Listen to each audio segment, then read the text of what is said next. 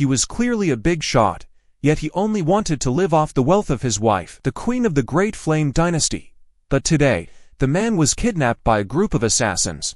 The bandit leader offered a deal. As long as he threw this item into water and sprinkled it over the queen's martial arts stage, not only would he spare his life, before the bandit leader could finish listing the benefits, Xiaoqian snatched the object from his hand and readily agreed to the bandit leader's demands. Liang Shu, caught off guard by the man's actions, was somewhat dumbfounded, filled with confusion. Why wasn't the consort of the queen playing by the book? Next, with one hand the bandit leader held up a bottle of chronic poison, intending to use this to have the man under his thumb, but before he could issue his threat, the man took the poison from him, and in front of everyone, downed the whole bottle. He then returned the empty bottle and asked if he could leave now, fearing suspicion from the Imperial Guards if things dragged on too long, which would not be conducive for him helping them out.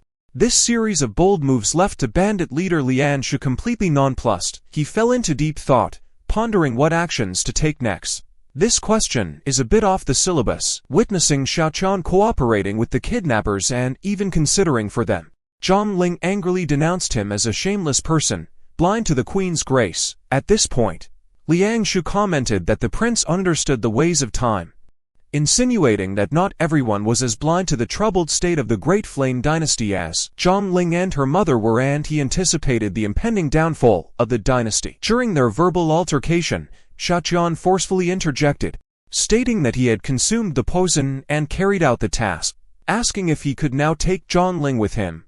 Zhang Ling, still angry, yelled that she didn't need his hypocritical help. Bandit leader Liang Shu had a vendetta against Zhang Ling and naturally wouldn't let her leave easily. However, Xiaoqian did not want any mistake affecting his easygoing life and insisted on taking this girl away. Seeing the man's nonchalant and indifferent attitude at this moment, one of Liang Shu's subordinates couldn't bear it any longer and shouted that he was audacious to negotiate terms here, fearing the strike from a master of void-breaking stage.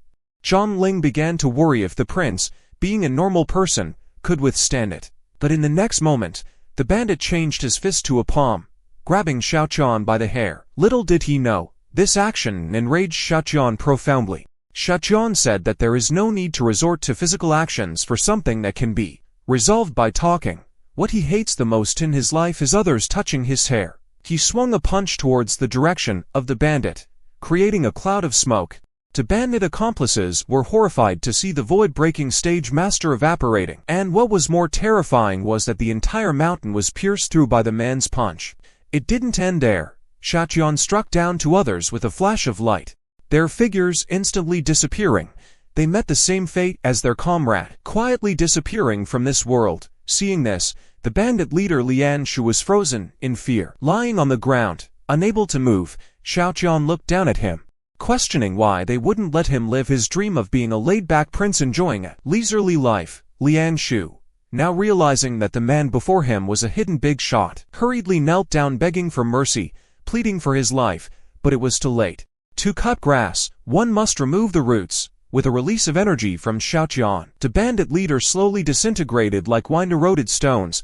In a breath's time, he was gone. Witnessing everything, Zhang Ling stood there stunned, not knowing what to say. Her heart filled with fear, wondering if she would be silenced by the prince. She could only bow her head and close her eyes, telling Xiaoqian that she saw nothing, begging for her life.